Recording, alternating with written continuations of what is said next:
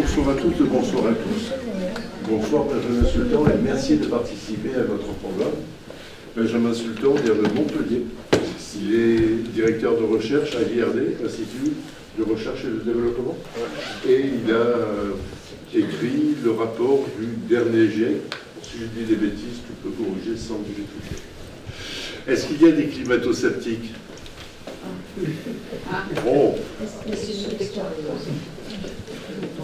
Est-ce que vous pensez qu'individuellement, on peut faire des choses pour améliorer le climat? Le réchauffement climatique, de manière générale. Gouttes d'eau, mais beaucoup de gouttes d'eau. C'est l'histoire du colibri. Est-ce que le cyclone qui s'est abattu sur Mayotte peut être imputé au changement climatique? On ne peut pas dire, en tout cas, aujourd'hui.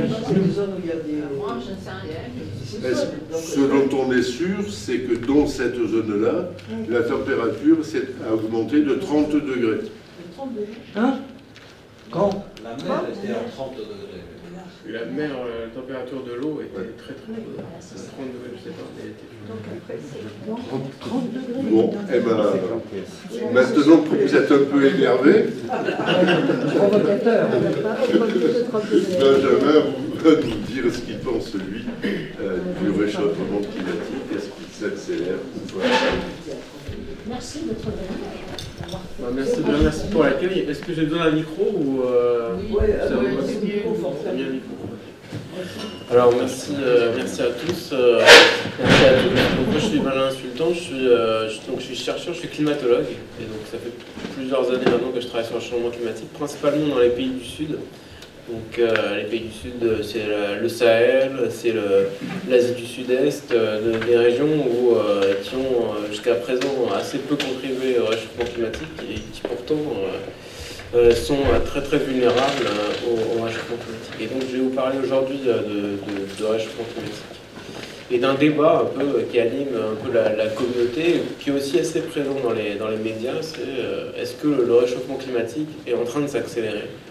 Donc pour l'instant, maintenant il y a de moins en moins de débats. Heureusement, il n'y a plus de débats sur le fait qu'il n'y a pas de réchauffement climatique, mais les scientifiques s'affrontent maintenant sur le fait que est-ce que c'est en train d'être pire que ce qu'on pensait ou pas. Et donc c'est ce que je vais un petit peu vous parler aujourd'hui. Après, donc moi je suis climatologue, j'ai tendance à parler dans des audiences de climatologues. Donc, si jamais je jargonne ou je dis des choses que vous ne comprenez pas, vous m'arrêtez tout de suite. Et je peux expliquer plus lentement avec d'autres mots. Donc je voudrais commencer par donner un exemple. Donc on a parlé de Mayotte, mais en France aussi, donc indépendamment d'événements particuliers, il y a une année qui a été quand même assez marquante, c'était 2022. Qui a été l'année la plus chaude qui a jamais été enregistrée en France. Et c'est une année donc, où on a augmenté de presque 3 degrés la température moyenne. Et ça s'est accompagné également d'une baisse de 25% des pluies. Donc ça a été vraiment une année qui a marqué la France. On n'a jamais enregistré de telles températures. Et ça a eu des dégâts qui ont été très importants sur les forêts, sur les écosystèmes, sur l'agriculture, où on avait des pertes de rendement de presque 30%. Et puis on a eu aussi une surmortalité qui était liée à la chaleur et des dégâts qui étaient énormes pour les assureurs. Les assureurs, ils n'ont jamais payé autant que cette année-là.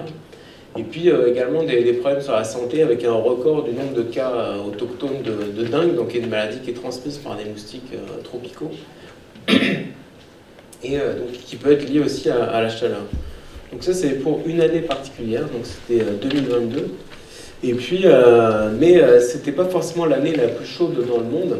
Donc pour l'instant, l'année la plus chaude jusqu'à, je pense, au 1er janvier, c'est 2023.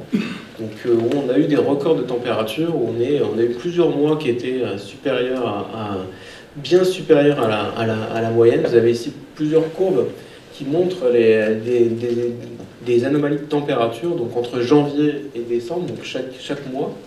Et puis, donc, chaque petite courbe, chaque spaghetti représente une année particulière. Donc, depuis les années 40, qui sont en général des années ici en bleu, 40, 50, qui sont ici. Et puis, vous voyez qu'au fur et à mesure, on a des couleurs de plus en plus rouges qui correspondent aux décennies qui sont les plus proches de nous.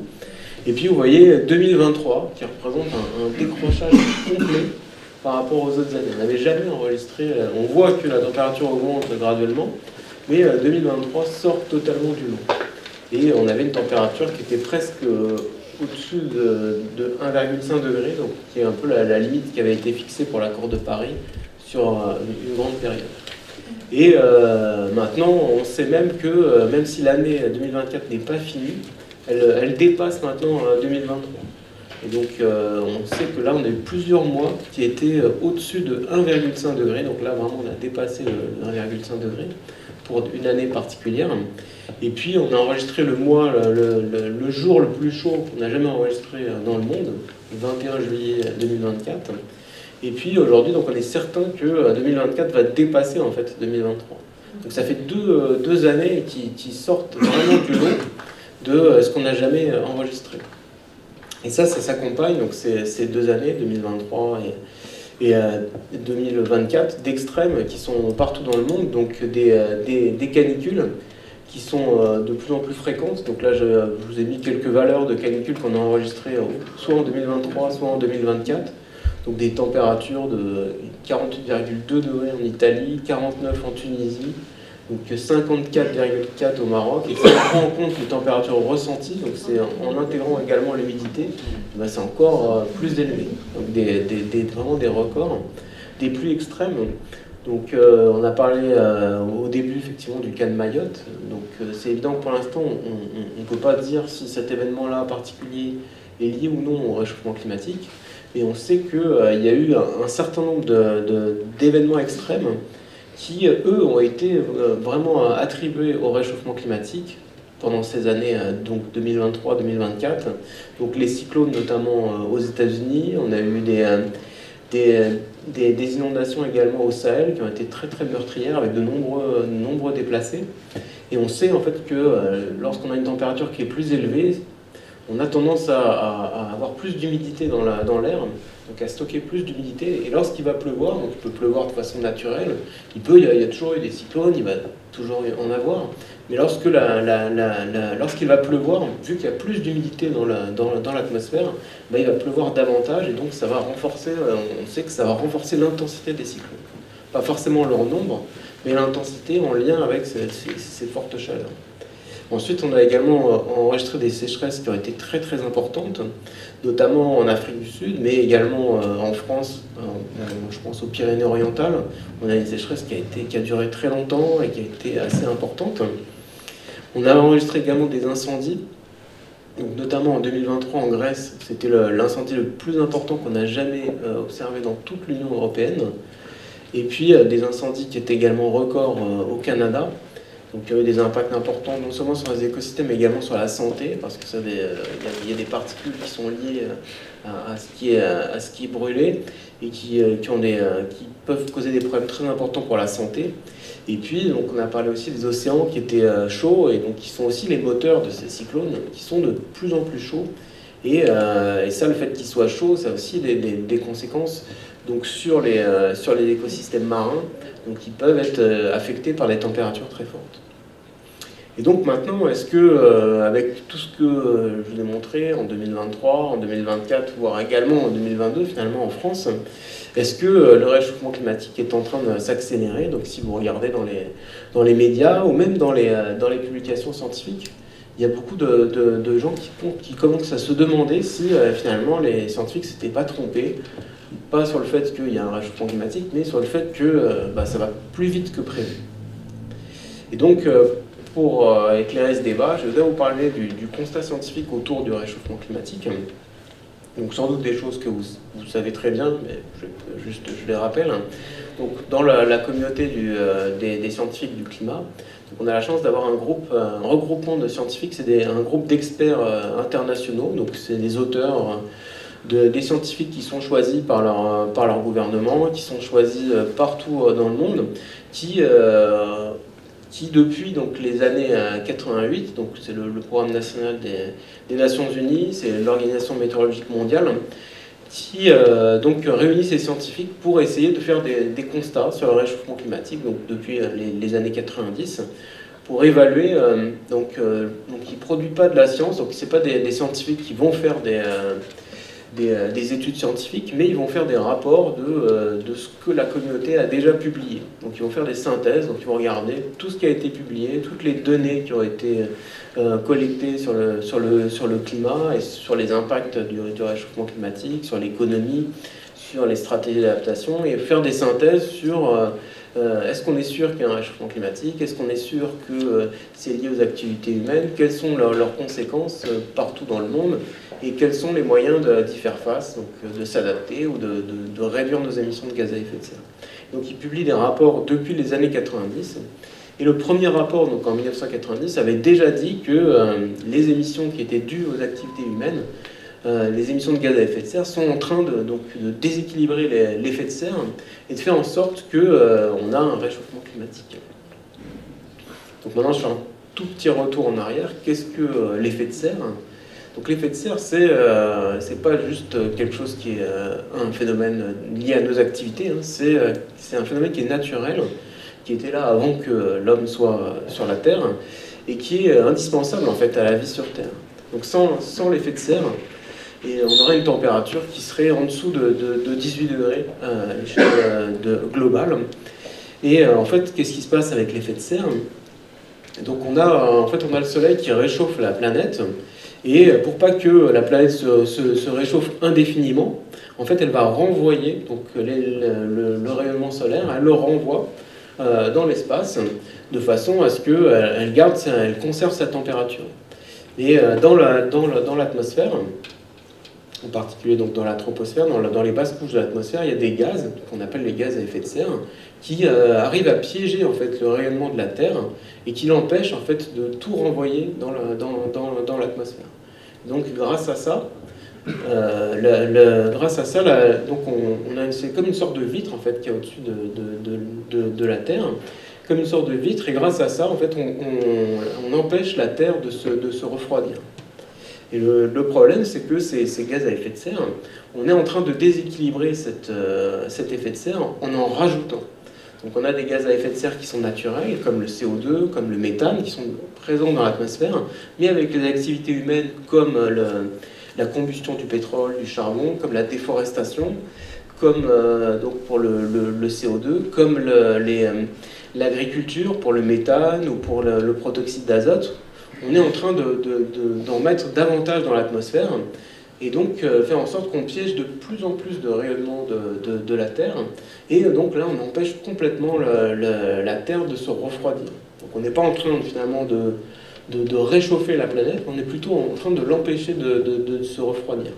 Et ça, le problème, c'est que tous ces gaz à effet de serre, ils durent longtemps dans l'atmosphère. Une fois qu'on les a émis, par exemple pour le CO2, le dioxyde de carbone, une fois qu'on a émis du dioxyde de carbone, en prenant sa voiture, en utilisant l'énergie fossile, le pétrole, une fois qu'on a fait ça, eh ben on conditionne les gaz à effet de serre pendant plusieurs années, une centaine d'années. Ça peut rester une centaine d'années dans l'atmosphère. Et une fois qu'on l'a émis dans un endroit, en fait, il va se répartir de manière homogène partout sur la planète. Donc que ce soit nous ou que ce soit les Chinois qui polluent, ça revient au même.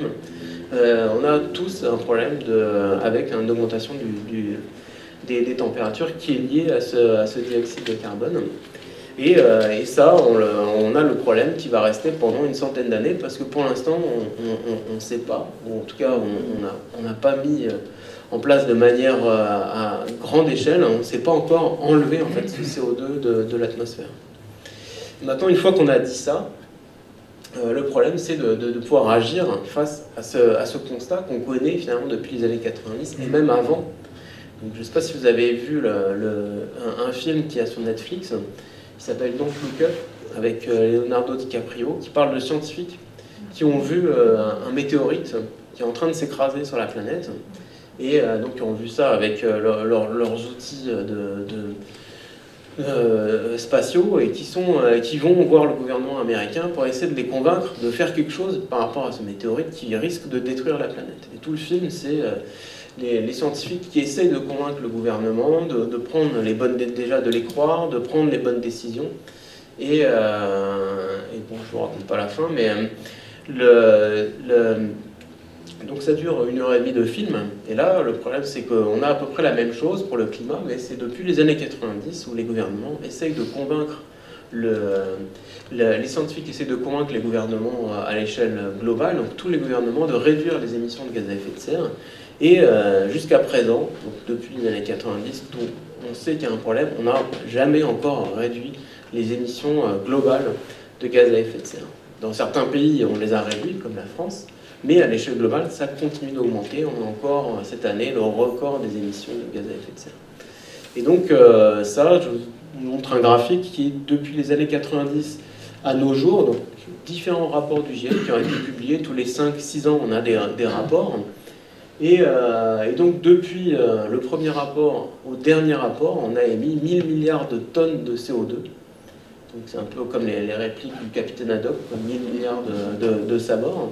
Et ça correspond en fait à 41% des émissions de CO2 depuis l'époque pré-industrielle. Donc ça veut dire qu'il y a presque 41% du problème climatique, donc des émissions de gaz à effet de serre, qui ont été émises alors qu'on était parfaitement conscient qu'il y avait un problème. Donc ça pose quand même un problème de décision face à ça. Et donc ces émissions de gaz à effet de serre, ce CO2 et les autres gaz à effet de serre entraînent des changements qui sont assez importants à l'échelle planétaire, à l'échelle de notre vie, des humains. Vous avez ici une reconstruction de température, donc depuis 2000 ans, donc avec le dernier point c'est 2020, avec à la fin de la série, on a des observations, donc des observations, c'est des stations météorologiques, c'est des satellites qui nous permettent d'observer la température de la Terre.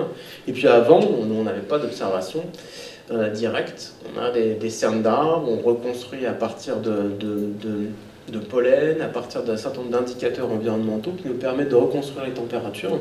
Donc vous avez des reconstructions ici avec une marge d'erreur, et vous voyez donc des températures depuis 2000 ans, et on voit qu'à partir de 1850-1900, on a un décrochage complet des températures, et on est aujourd'hui dans un réchauffement qui est sans précédent depuis 2000 ans. Donc ça fait 2000 ans qu'on n'a pas vu une température qui était aussi élevée. Et ça s'accompagne aussi d'autres changements qui sont rapides, comme la montée du niveau de la mer qu'on observe, comme le retrait des glaciers qui est très important, donc, notamment on le voit ici, chez nous dans les Alpes, et dans d'autres endroits du monde. Et puis une concentration de CO2 qui est au plus haut depuis 2 millions d'années, et ça peut avoir des impacts aussi sur la végétation, sur les écosystèmes marins, parce que ça acidifie les océans.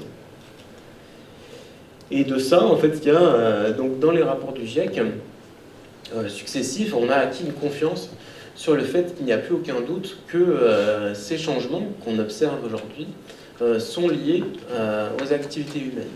Donc, pour vous donner un ordre d'idée, donc sur les presque 90 000 articles scientifiques qui ont été publiés depuis 2012 sur le changement climatique, il y a 99% de ces articles qui concluent que l'origine du réchauffement climatique est liée aux activités humaines. Donc, pour ça, en fait, il n'y a aucun doute sur le fait que les changements, on observe aujourd'hui des changements qui sont très importants à l'échelle de nos vies humaines, qui sont extrêmement importants, puisqu'on n'a jamais vu ça depuis plusieurs milliers d'années. Et en même temps, on est sûr que c'est lié aux activités humaines. On serait incapable de l'expliquer sans. Et ça a eu des impacts qui sont très importants partout dans le monde, donc déjà d'aujourd'hui. Donc des impacts, vous avez ici un tableau qui résume un petit peu les différents impacts qu'on observe sur les pénuries d'eau, sur la production alimentaire, sur la santé, sur les villes, les infrastructures, sur différentes, donc soit l'échelle globale, c'est sur l'ensemble du monde, soit sur différentes régions, donc comme l'Afrique, comme l'Asie, comme l'Europe, avec, si vous voyez que des impacts, quand il y a un petit moins, c'est que c'est des impacts négatifs, et quand il y a un petit plus ou moins, ça peut être des impacts positifs, parce qu'on peut imaginer que dans certains endroits du monde, ça peut être intéressant d'avoir un réchauffement climatique.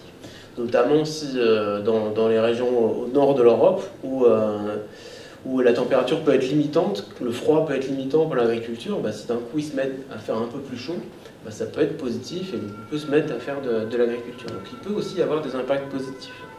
Donc c'est ce qui est recensé ici. Donc vous voyez que globalement, on a plutôt tendance à avoir des impacts qui sont négatifs du réchauffement climatique, à observer des impacts négatifs.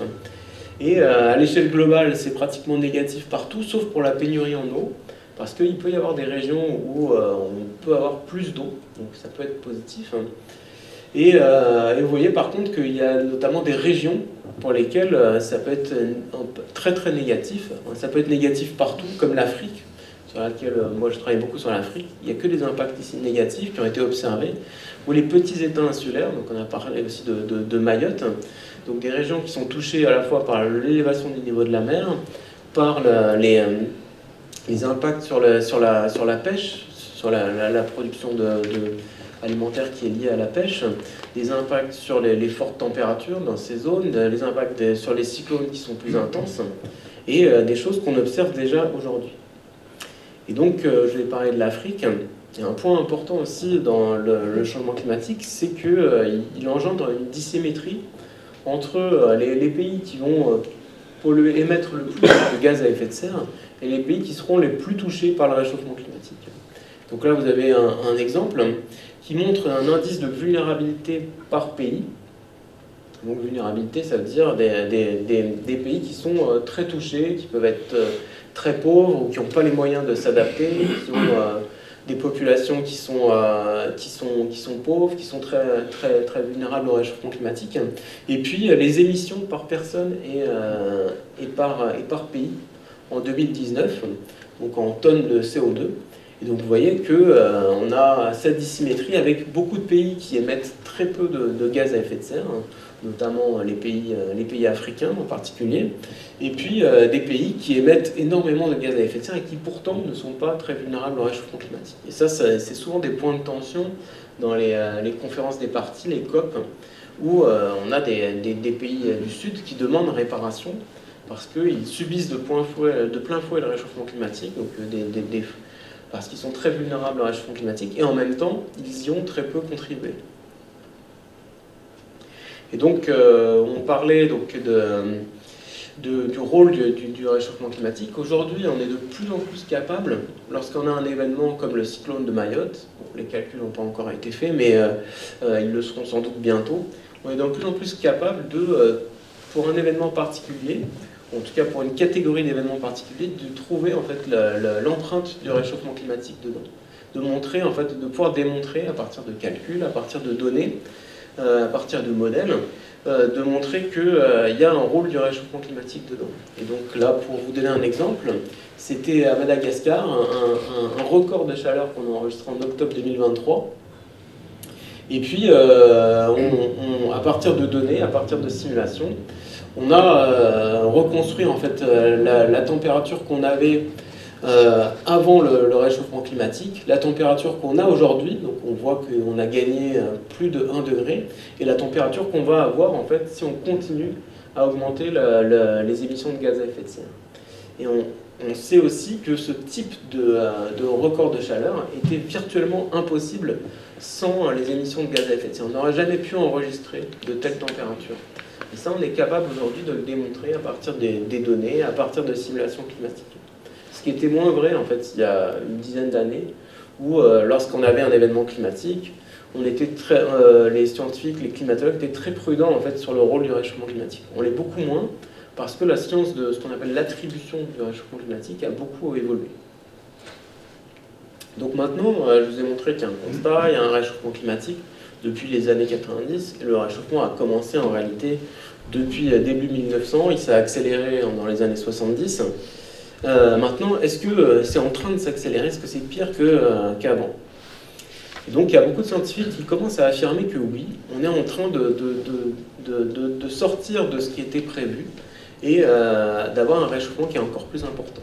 Et ça, c'est pas n'importe quel scientifique qui l'affirme, c'est notamment quelqu'un qui s'appelle James Hansen, qui a été un des premiers, en fait, des pionniers qui a fondé le GIEC, qui a été défendre au Sénat américain la thèse du réchauffement climatique, qui est professeur associé au département des sciences de la Terre à l'Université de Columbia, et qui nous dit que si on suit l'élévation de température ici, donc entre 1880 et 2020, donc les dernières données ici c'était 2022 plutôt.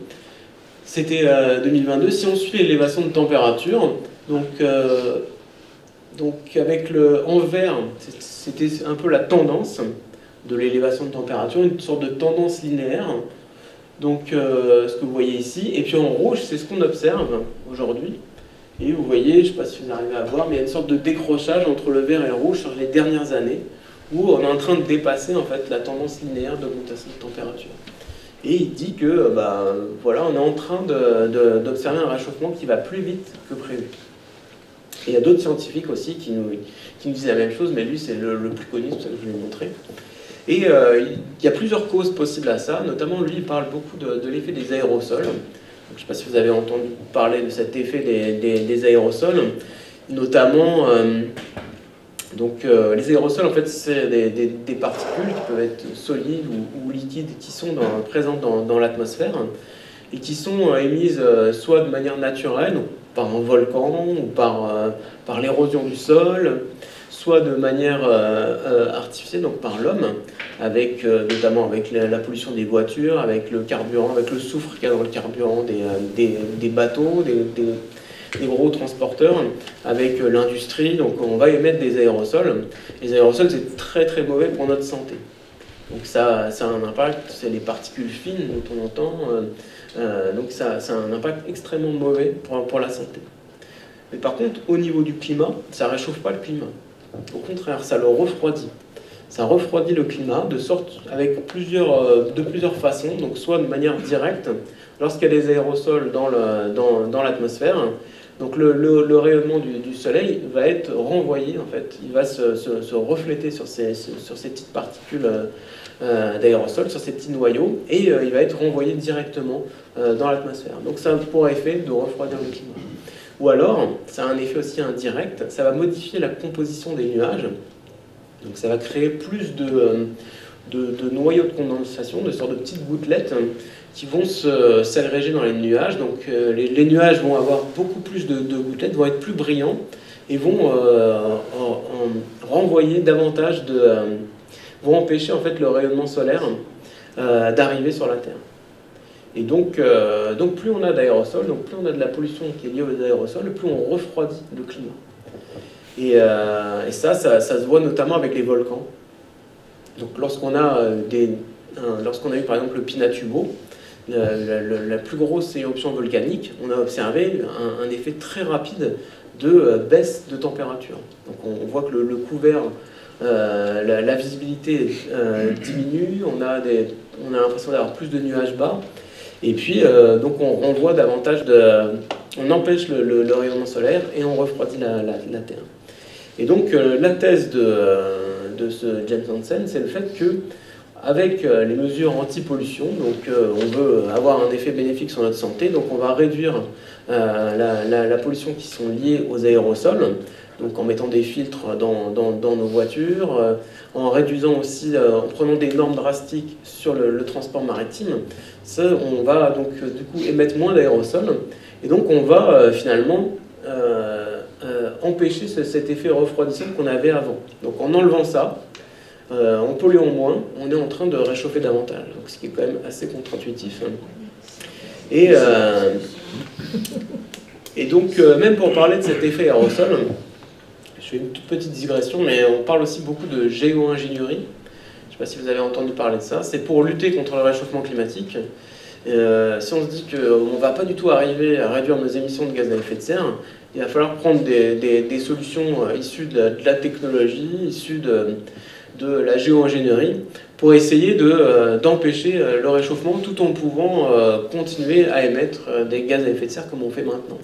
Et donc il y a de plus en plus de thèses scientifiques, surtout technologiques, qui sont mises en avant pour essayer d'empêcher le réchauffement climatique sans réduire nos émissions, ou en tout cas de ralentir le réchauffement climatique.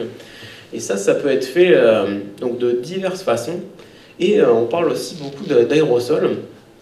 Donc il y a beaucoup d'ingénieurs qui commencent à réfléchir au fait que si on prenait des avions et si on larguait une certaine quantité d'aérosols de soufre dans l'atmosphère, dans les hautes couches de l'atmosphère, dans la stratosphère, donc c'est Donc c'est là où volent les avions, donc c'est là où il y a moins de circulation, moins de vent, moins de circulation atmosphérique. Et donc ça serait pas dommageable pour notre santé d'avoir ça. Et puis ça nous permettrait en fait d'imiter l'effet des gros volcans. Et c'est une technique qui est aujourd'hui assez documentée, qui est pas chère à mettre en place, qui semble réaliste à mettre en place, et qui pourrait ralentir en fait très rapidement le réchauffement climatique. Avec le problème que c'est un effet qui est très rapide, mais qui ne dure pas longtemps. C'est-à-dire qu'il va falloir continuer à émettre des aérosols tout le temps. Donc et puis, ça aussi a des effets délétères sur sur le climat lui-même, en fait. Ça peut modifier le climat. Donc on pense que ça peut avoir un effet, donc je vous ai dit que ça modifiait les nuages, ça augmentait le nombre de noyaux de condensation qu'il y a dans les nuages. Donc ça va avoir tendance à réduire les précipitations dans certains endroits, et notamment dans les régions avec beaucoup de convection, donc notamment au Sahel, dans les régions de mousson, la mousson indienne, la mousson africaine, pourraient être fortement affectées par ça. Et donc il y a un risque réel en fait que des technocrates, des milliardaires prennent en main le réchauffement climatique avec des solutions technologiques comme ça, qui pourraient finalement empirer le problème, puisqu'ils nous rendraient dépendants à une solution technologique, et ça pourrait aussi créer d'autres problèmes, notamment en asséchant des endroits de la planète. Et donc, pour vous montrer cet effet des aérosols, donc cette combinaison d'effets entre l'effet refroidissant des aérosols, qui est donc un effet de l'homme, et l'effet de réchauffement climatique, donc des gaz à effet de serre. Ça, c'est un graphique qui est issu du rapport du GIEC, où on a essayé de décomposer, donc à partir de modèles, à partir de simulations, décomposer le réchauffement qu'on observe aujourd'hui, donc qui s'élève à 1,3 degré. Donc on a aujourd'hui un réchauffement de 1,3 degré. On a essayé de le décomposer donc à travers ces différents termes. Donc les gaz à effet de serre seulement. Donc c'est l'effet ici. Vous voyez que ça dépasse en fait. Si on n'avait que les gaz à effet de serre, on serait plutôt à 1,5 degré, on aurait dépassé. L'effet aussi des activités solaires naturelles, de la variabilité naturelle. Vous voyez que c'est tout à fait négligeable en fait dans ce 1,3 degré. Et puis les autres facteurs qui sont l'effet des aérosols, donc qui sont émis aussi par l'homme, donc de nos activités humaines. Et vous voyez que là, c'est un effet refroidissant. Et donc si on combine les deux, on a l'influence totale de l'homme qui est quasiment identique à celle du réchauffement observé. Donc ça veut dire que si on supprime ça, on va se retrouver à un effet de gaz à effet de serre qui va être encore davantage. Donc ça, c'est sa théorie. Et en particulier, il s'appuie également sur le fait qu'il y a eu récemment une baisse massive de la pollution du transport maritime qui a été pendant longtemps en fait une des premières sources des aérosols issus des activités humaines. Et il y a eu des mesures qui ont été prises pour réduire de 80%, donc en quelques années, la quantité de soufre qui est émise, donc qui est contenue en fait dans les carburants des bateaux. Donc ça a un impact très très positif évidemment sur la santé, sur les écosystèmes, mais en même temps, pour lui, c'est moins de pollution, ça correspond à plus de réchauffement. Et donc il a fait des simulations avec un modèle climatique, en essayant de montrer, en essayant de prendre en compte uniquement cette mesure anti-pollution. Donc avec donc la courbe en rouge, c'est le réchauffement climatique tel qu'on le connaît actuellement, donc qui est simulé sans prendre en compte ça, ces mesures anti-pollution, et en bleu, c'est avec l'effet des mesures anti-pollution pour les bateaux. On voit que l'effet est faible, hein, mais malgré tout, ça correspond à un effet de réchauffement. Après, donc, il n'y a pas... donc lui, c'est sa théorie, effectivement, mais il y a énormément d'autres facteurs, en fait, qui vont influencer la température d'une année particulière, de plusieurs années en particulier. Et donc ça, c'est ce que je vais vous montrer. Donc d'abord, les aérosols, c'est quelque chose qui est assez complexe. Il y a plusieurs types d'aérosols avec des effets qui sont locaux. Souvent, ça correspond souvent à des effets. Lorsqu'on a un volcan, par exemple, on va avoir des effets qui sont surtout centrés là où il y a le volcan. Donc des effets qui sont vraiment locaux. Donc c'est assez compliqué de voir des effets globaux pour l'instant. Ensuite, je vous ai dit qu'il y a les interactions avec les nuages. S'il y a plus de nuages, plus ou moins de pluie, ça peut modifier également la température.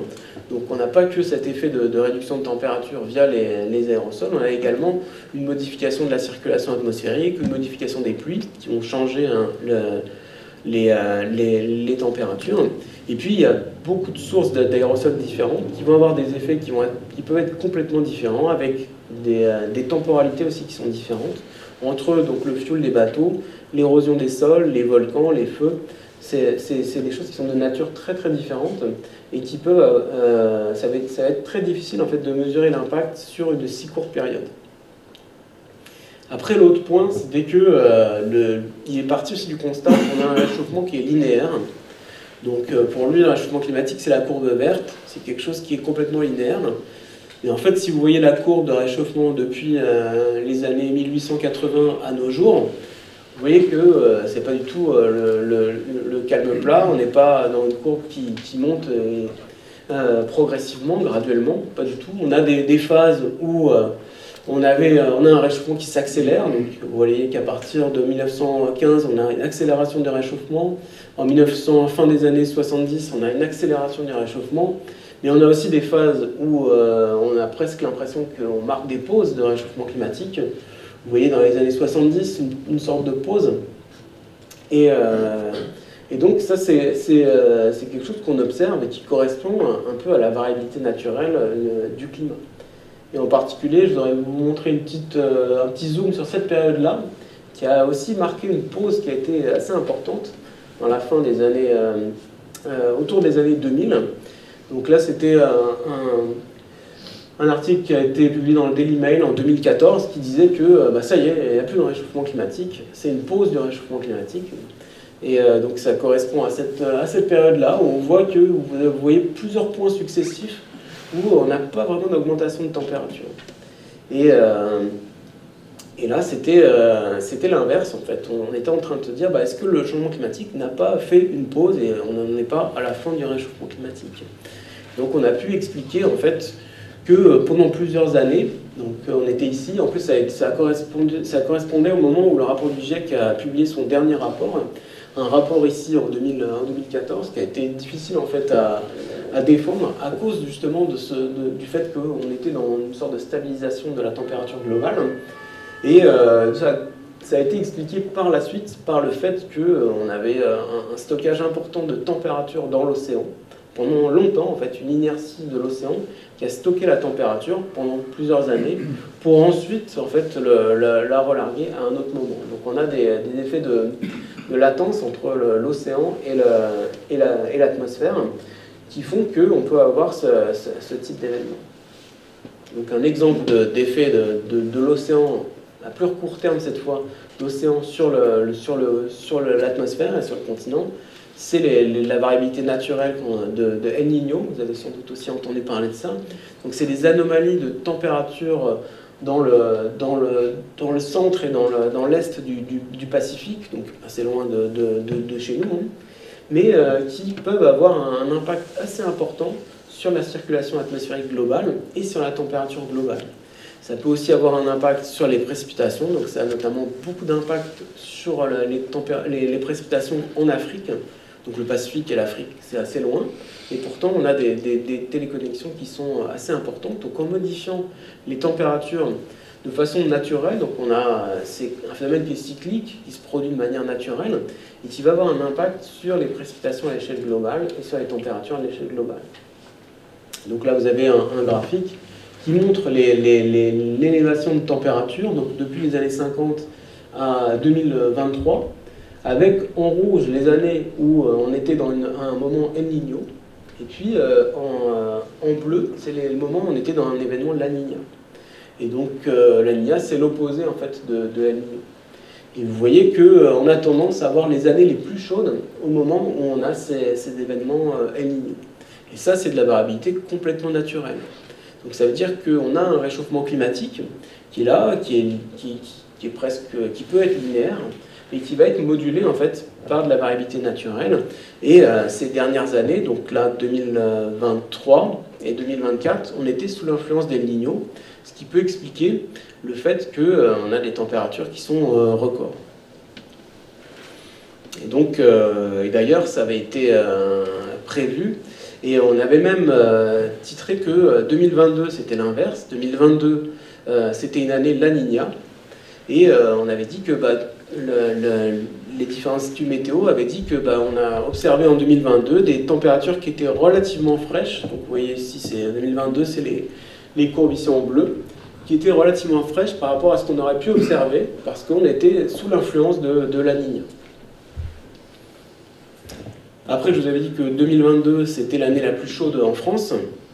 Donc, vous allez me dire, ah pourtant c'était La Niña, pourquoi c'était un record comme ça de température? Donc c'est là où il faut faire attention, où quand on parle de record à l'échelle globale et de record à l'échelle d'un pays, et ça peut être complètement différent. Donc 2023 n'a pas été une année spécialement chaude en France, c'était plutôt 2022, alors qu'à l'échelle du globe, le record c'est 2023. Même 2024, je crois que c'est quand même pas, on n'a pas eu des records énormes en Europe, ni même en France, je ne crois pas en tout cas. Donc il y a vraiment une différence, une distinction à faire. Donc quand on nous parle de la température globale et la température qu'on ressent, ou même la température d'un pays, ça peut être complètement différent. Et ça veut aussi peut-être vouloir dire que 2022 aurait pu être pire si on était sous l'influence de El Niño. Après, il y avait d'autres facteurs qui ont été d'autres hypothèses qui ont été données pour le fait qu'on avait une année 2023 exceptionnellement chaude. Notamment, il y a eu l'éruption d'un volcan en Polynésie, l'éruption du Tonga, qui lui n'a pas émis beaucoup d'aérosols parce que c'était un volcan sous-marin, mais beaucoup de vapeur d'eau. Et il y a plusieurs articles qui ont dit que avant même 2024, voire même avant 2023, ça a été début 2023, que à cause de ce volcan-là, on risque d'observer les températures qui vont dépasser les 1,5 degrés à cause de cette énorme quantité de vapeur d'eau qui est aussi un gaz à effet de serre et qui peut se multiplier à l'effet de serre qui est d'origine anthropique. Maintenant, on peut aussi se poser la question, que disent les modèles? Est-ce que les modèles, finalement, avaient bien prévu 2022-2023, avaient bien prévu le réchauffement climatique? Je vous ai montré quasiment que des observations. Maintenant, je vais vous parler de modèles climatiques. Donc, qu'est-ce que c'est les modèles climatiques? Les modèles climatiques, c'est des mises en équation de l'atmosphère, des mises en équation de l'océan, de la glace de mer, des forêts, et de toutes les interactions entre tout ça. Et grâce à ces modèles, donc on est capable de regarder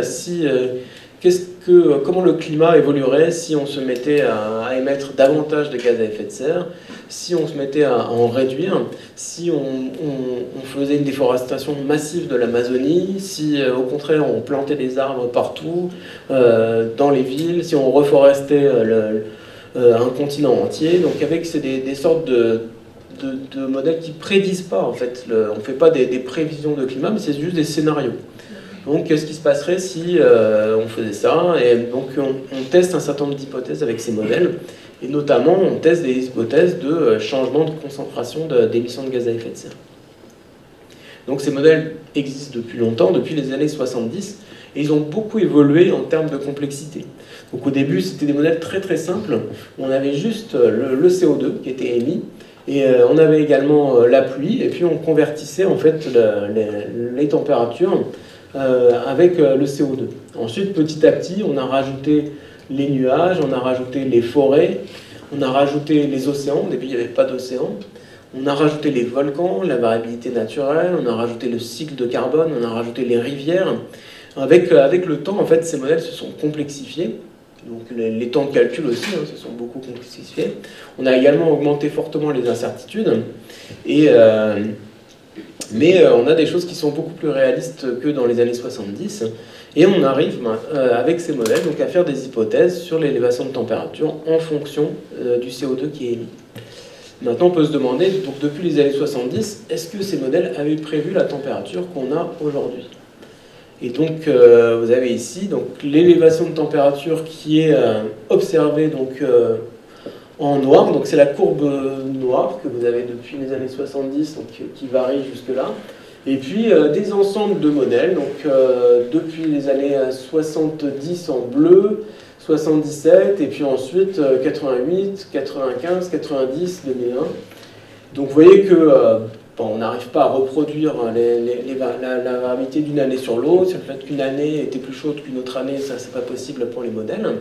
Mais par contre, vous voyez que globalement, donc à part peut-être juste cette simulation-là, on colle quand même assez bien à la tendance qu'on observe en termes d'élévation de température.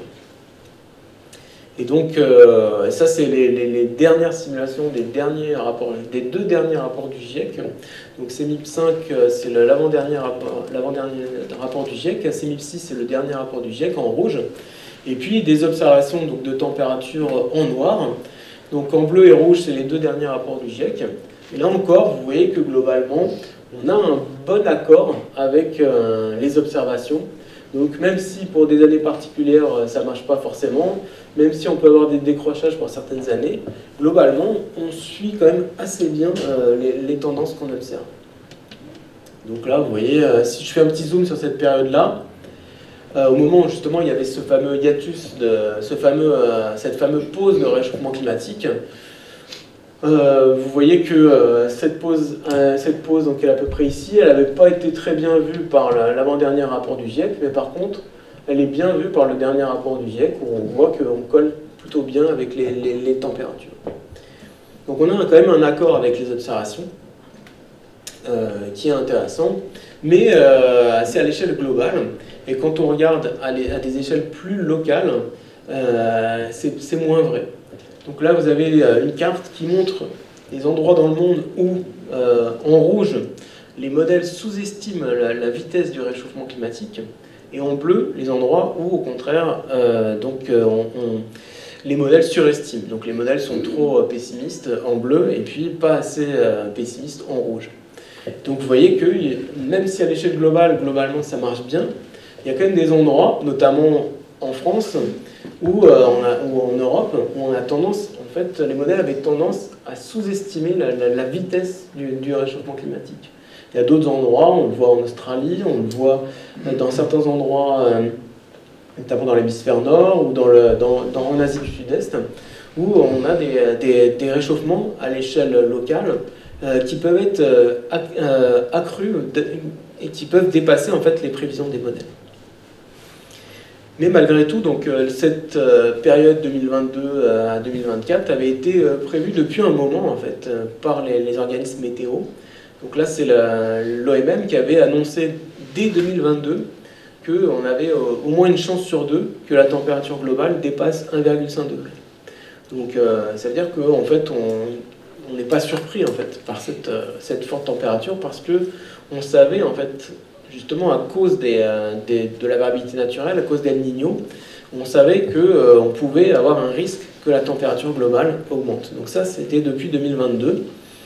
Et donc pour la suite, même 2024 avait déjà été prévu comme étant un record. Elle avait été prévue en 2023. Donc dès 2023, on savait que 2024 allait sans doute dépasser 2023.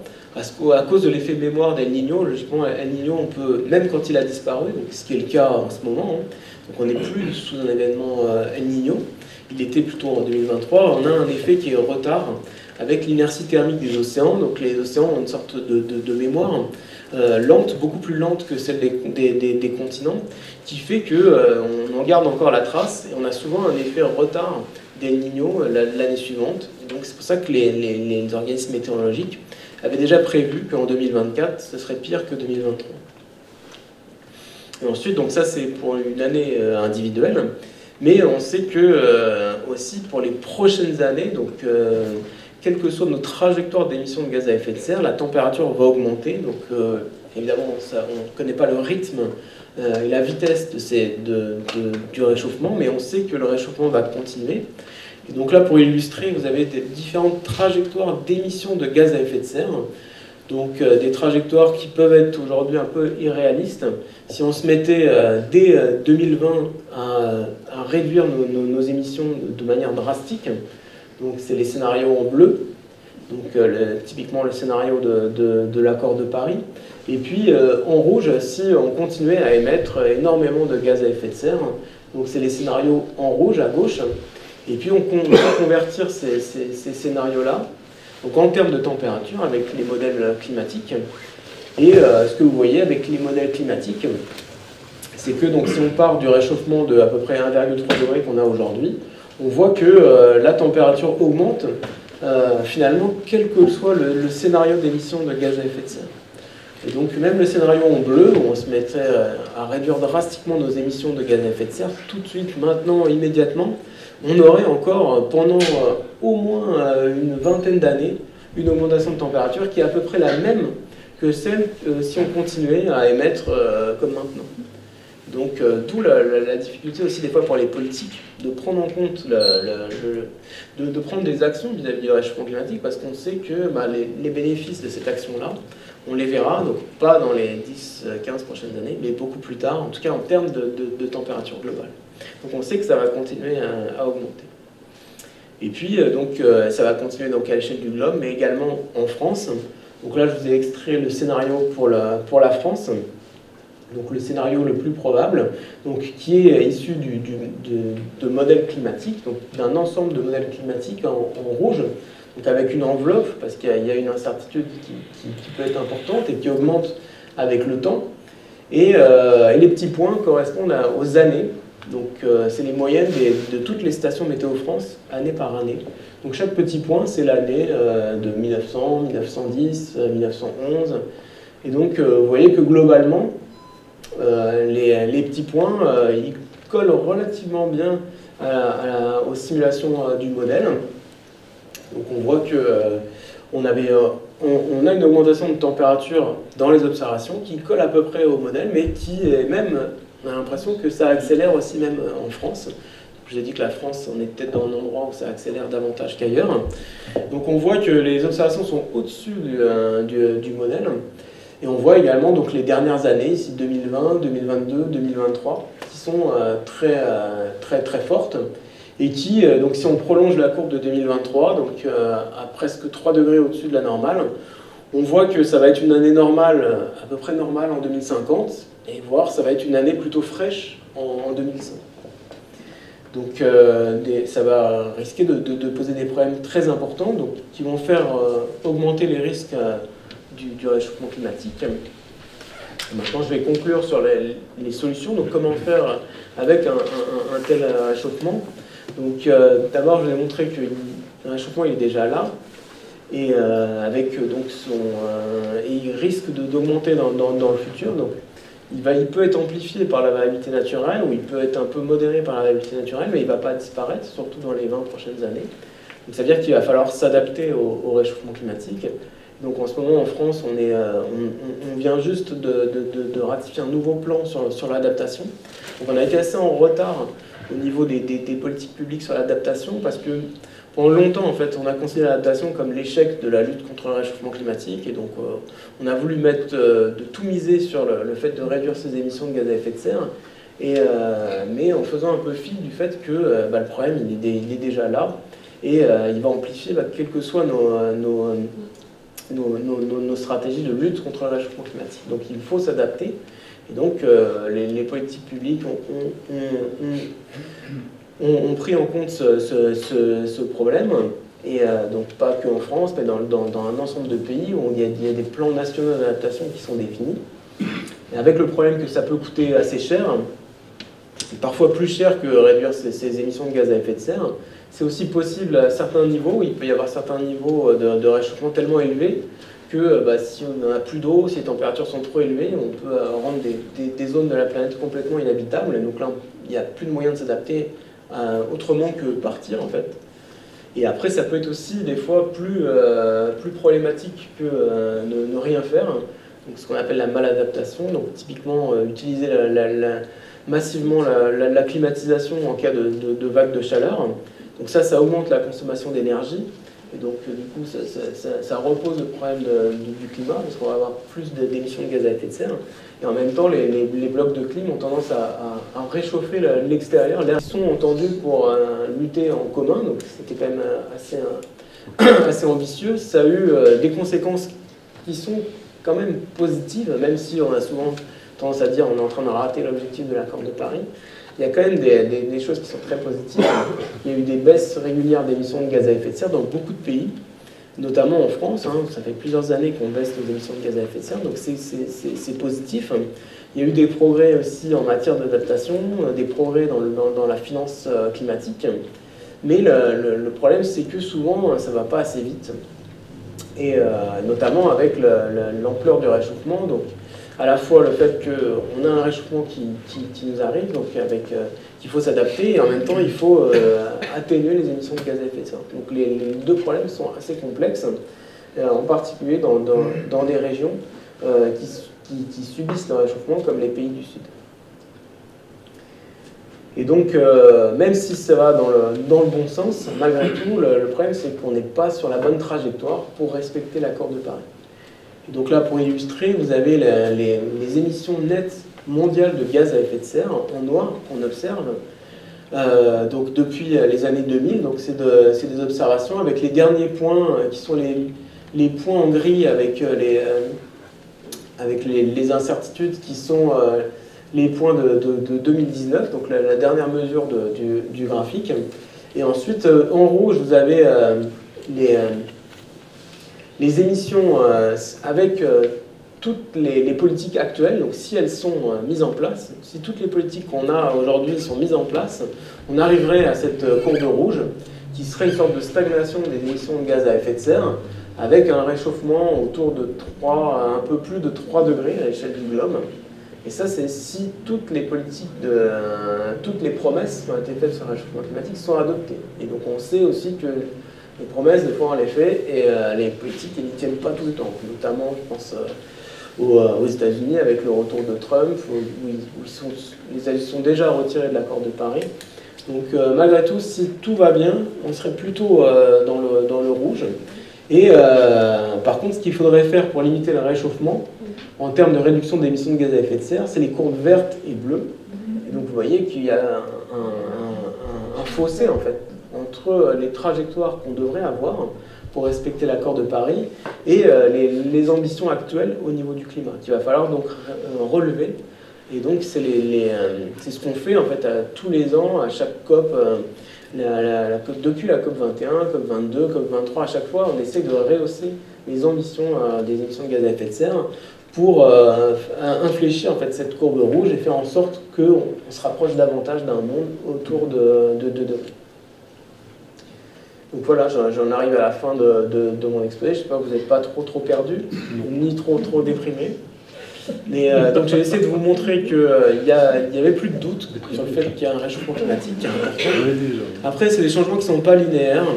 Et donc c'est souvent tiré par de la variabilité naturelle. Il y a tout le temps eu des catastrophes climatiques, de la variabilité. Il y a tout le temps eu des cyclones, il y a tout le temps eu des températures qui peuvent être très fortes. Et donc, c'est normal que ce soit modulé. Après, des fois, ça peut être repris dans les médias à mauvais escient. On met souvent sur le dos du réchauffement climatique beaucoup de choses. Mais malgré tout, en fait, il y a un signal de fond qu'il y a dans les observations. Donc, une élévation de température qui est présente dans les observations, qui correspond à ce que les scientifiques ont dit depuis les années 70-90. Et qui s'accompagne aussi d'une élévation des extrêmes, donc une augmentation des extrêmes, des canicules, et en particulier des événements de pluie intense. Et ça, dont on arrive à expliquer de manière physique, on arrive à les démontrer avec nos modèles. Donc s'adapter à ça, ça va être vraiment inévitable, donc, quel que soit le scénario sur lequel on se dirige. Et puis également atténuer en fait, le réchauffement, faire en sorte qu'on n'arrive pas à un monde invivable. C'est aussi un élément qui va être crucial pour les prochaines années. Donc voilà, j'ai fini. Merci.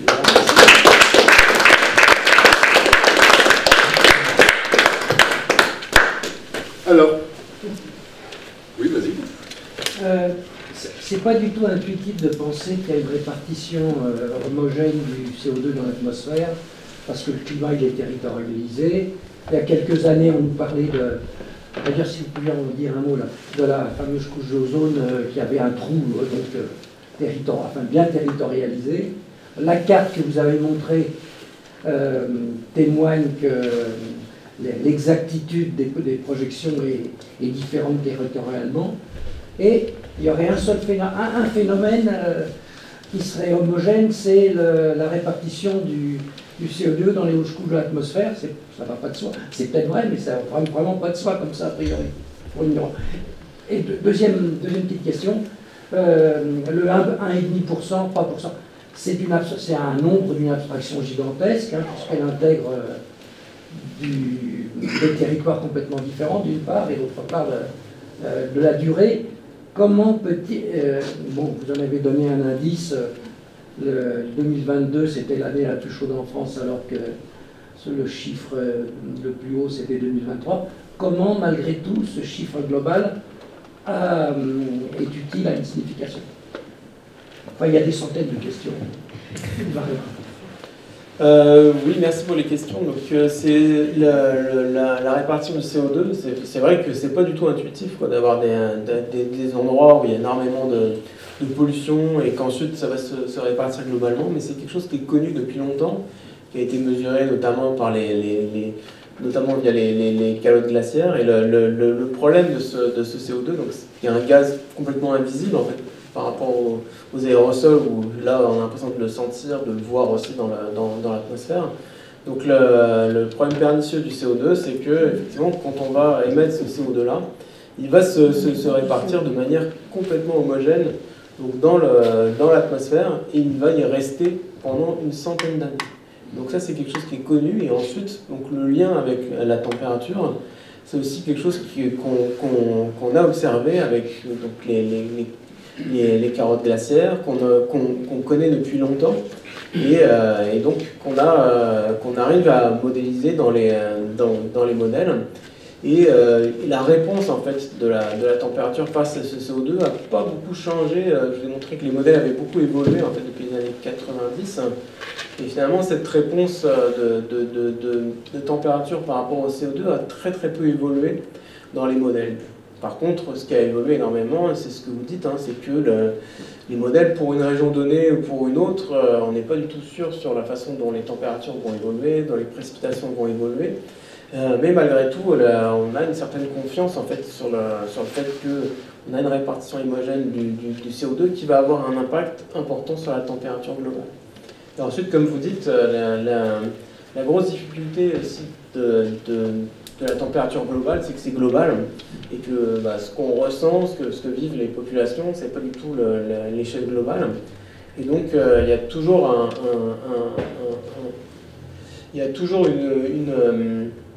hiatus en fait entre cette température et ce qu'on ressent nous. Et parce qu'il y a des régions qui se réchauffent davantage que d'autres. Et 1,5 degré, c'est pas 1,5 degré en France par exemple.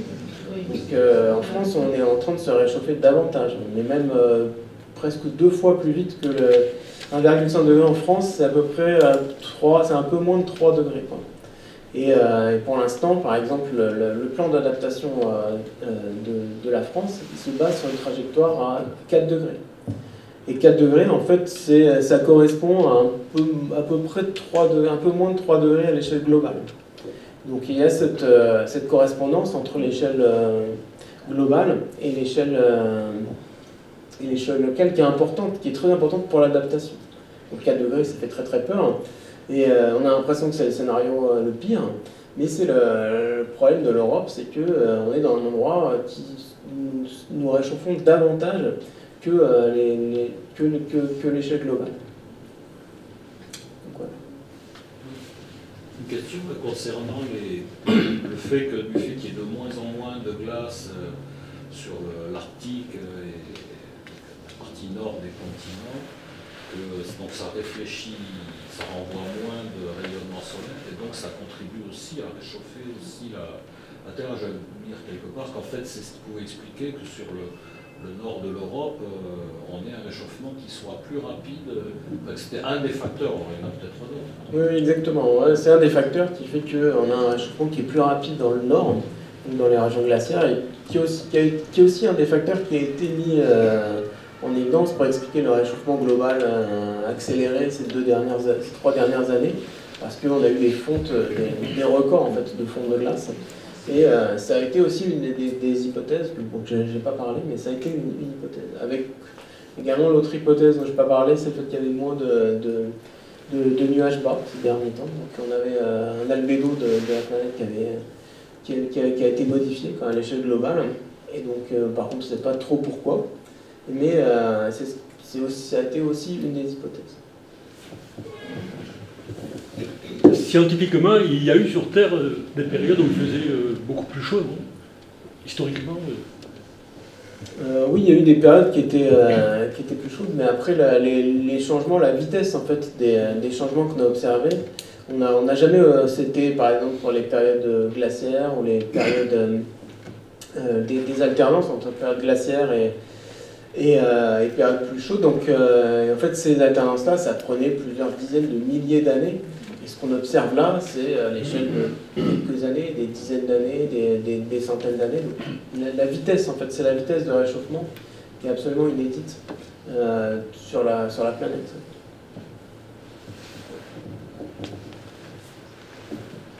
Oui, finalement, on l'a entendu dans la COP 29.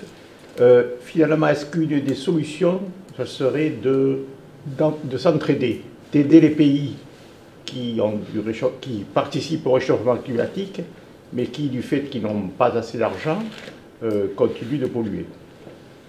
La COP29 a dit qu'on devait donner, je ne sais plus quelle somme, sur les pays en voie de développement. Oui, je pense que vu que c'est un problème global, en fait, l'entraide, les c'est coopérations utopique, internationales, c'est quand même hein. assez essentiel. Ouais. C'est peut-être utopique. C'est utopique, mais ça reste quand même un point important parce que c'est quand même dans notre intérêt quand même. Par exemple, si on n'aide pas les pays du Sud à faire leur propre transition environnementale vers l'utilisation des énergies propres ou s'ils se mettent à utiliser massivement le charbon, à devenir comme l'Inde, comme la Chine en Afrique, les répercussions, on va les sentir nous aussi, quoi. Parce que notre température va augmenter, quoi. Donc c'est une entraide, mais qui c'est pas juste de la solidarité, quoi. C'est aussi le fait que c'est un problème global, et donc il faut qu'on puisse le résoudre en fait de manière globale, donc en s'aidant les uns les autres et en faisant en sorte qu'on n'arrive pas à une planète qui est invivable. Et je suis d'accord. Donc on parle beaucoup de l'entraide pour aider les pays du Sud à s'adapter, à réparer les dégâts que nous on aurait commis. Mais on a aussi tout intérêt à les aider à ce qu'ils fassent leur transition environnementale, qu'elle soit le plus propre possible, pour pas que la France devienne invivable en termes de température après à cause des Africains.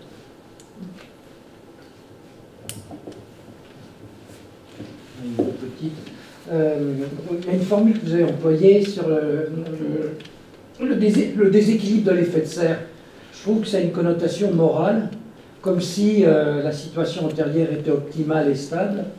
Il y a une augmentation, mais en quoi est-ce un déséquilibre? Une augmentation, ce n'est pas nécessairement un déséquilibre. Parler de déséquilibre, ça suppose qu'il y avait un équilibre avant. Et donc, je pense que c'est une connotation morale qui n'est pas utile.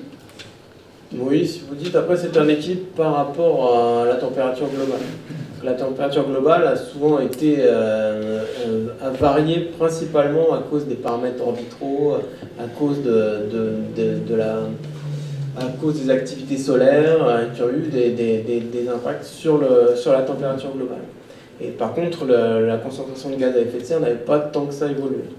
Ensuite, on s'est mis à émettre des gaz à effet de serre qui sont devenus en fait le facteur dominant pour expliquer la température. Donc c'est en ça que je parlais de déséquilibre, puisque je vous disais ça fait presque 2 millions d'années qu'on a fait un taux de CO2 qui est aussi élevé et qui maintenant a une influence énorme en fait sur la température, alors qu'avant c'était plutôt d'autres paramètres qui étaient plutôt liés à la variabilité naturelle.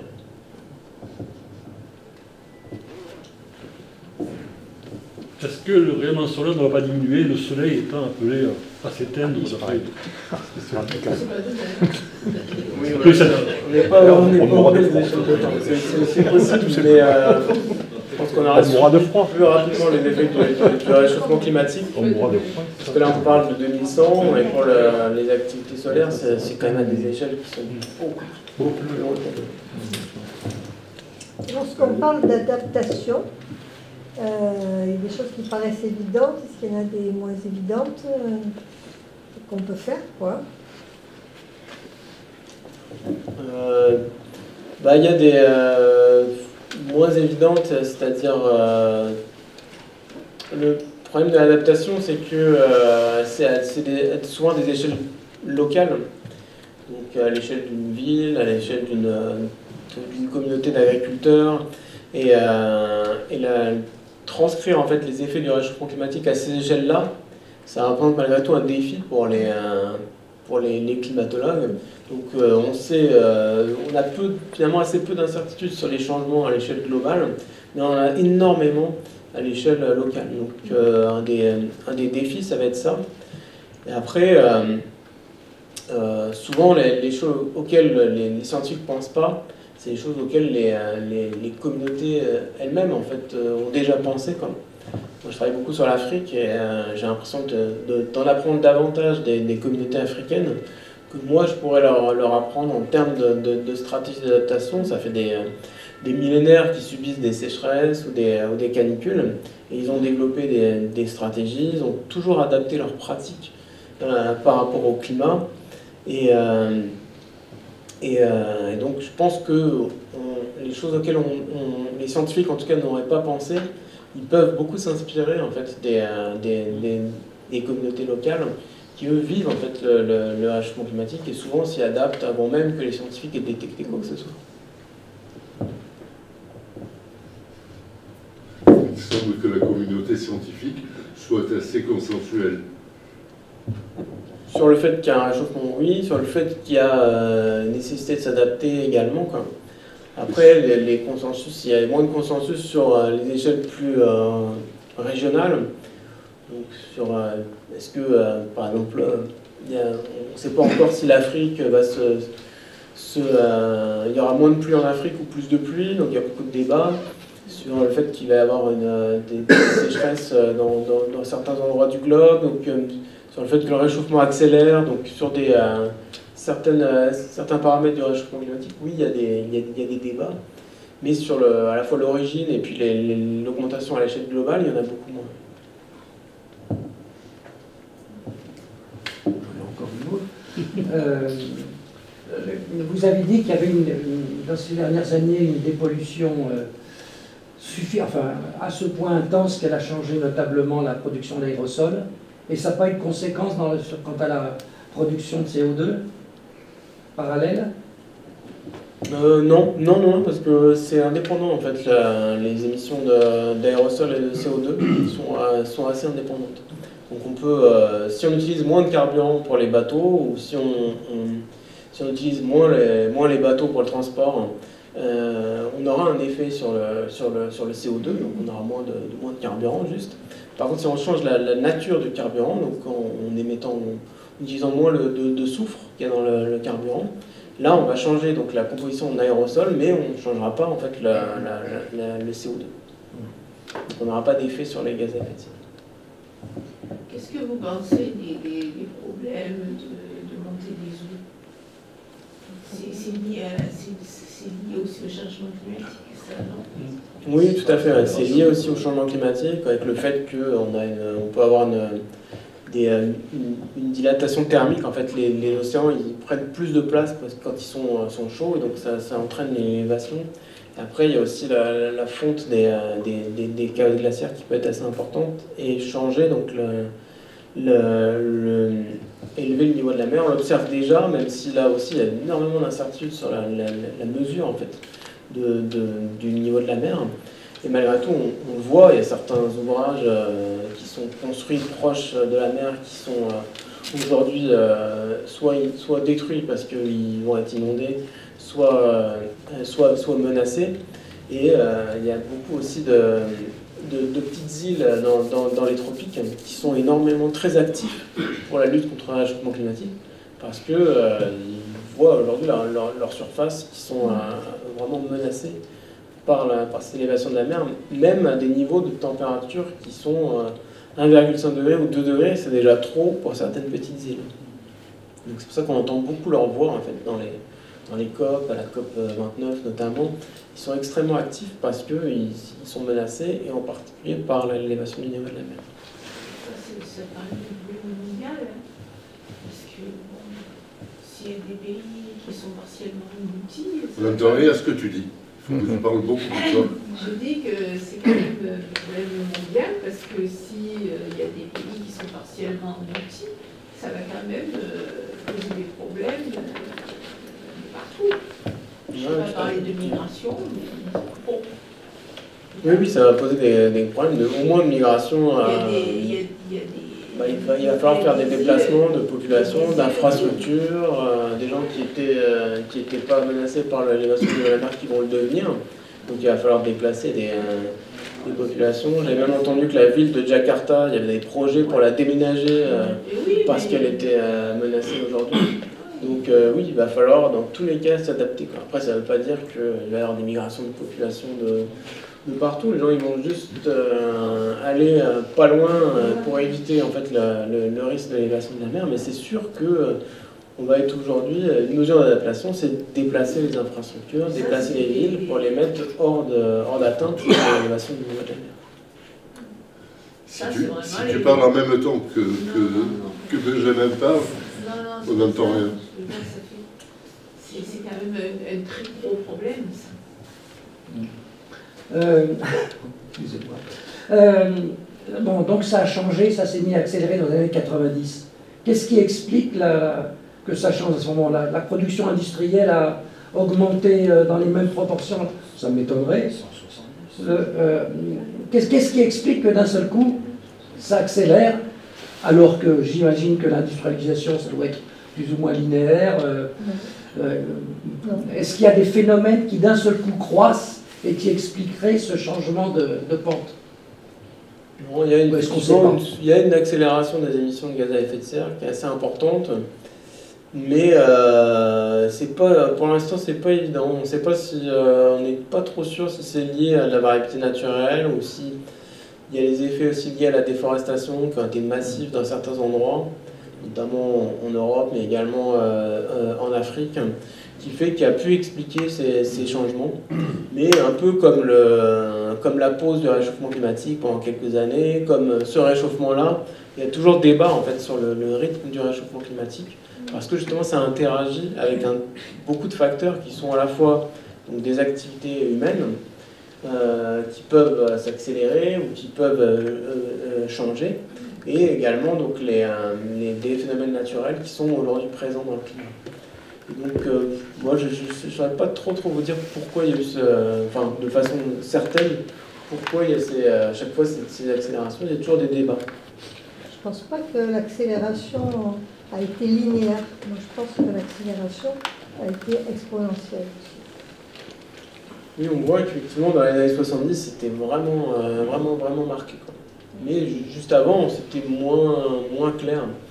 Donc c'est le problème, c'est qu'on a des sortes de paliers, donc un peu illustrés par ce petit cartoon, des sortes de paliers qui font qu'on n'a pas... Donc, globalement, on a une élévation de température, on sait que ça va continuer à monter, on sait que d'ici 2100, ça va monter, mais par contre, on ne sait pas de quelle manière ça va monter, on ne sait pas à quel moment ça va se ralentir, à quel moment ça va accélérer.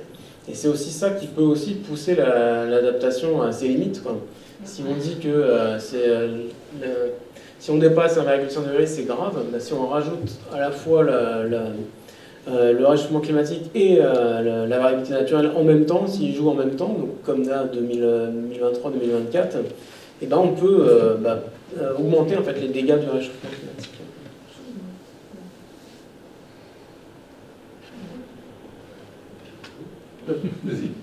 J'en ai encore une autre. Est-ce que vous pouvez me parler de l'histoire de la couche d'ozone? Est-ce que c'était une erreur d'analyse? Est-ce que c'est un phénomène qui a pu se corriger en un rien de temps? C'est quand même étrange. Est-ce qu'on n'en parle plus? Il n'y a plus de trou. Et pendant un temps, c'était la cause principale du réchauffement climatique, nous disait-on. Non, je crois que ça n'a jamais été mis en avant comme la cause du réchauffement. Pas du réchauffement. Ça n'a rien à voir avec la température globale. C'est le fait que c'était des gaz donc, qui détruisaient la couche d'ozone qui est dans la stratosphère, donc qui est beaucoup plus haut en fait que tout ce qu'on a comme émissions de gaz à effet de serre qui sont dans les basses couches de l'atmosphère. Et là, c'était lié à des gaz, donc les CFC, qui faisaient en sorte que donc, ça détruisait cette couche qui nous protégeait en fait des rayons du soleil.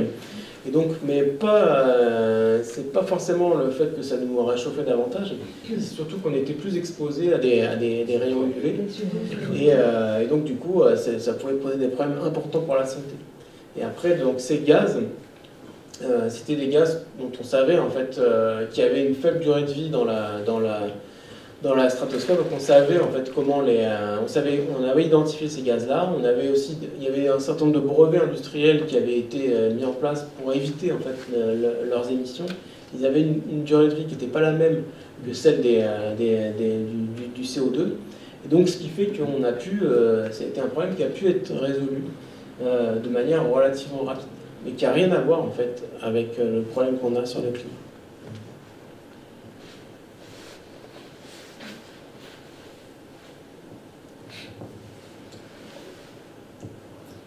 Bon, il nous reste à remercier Benjamin.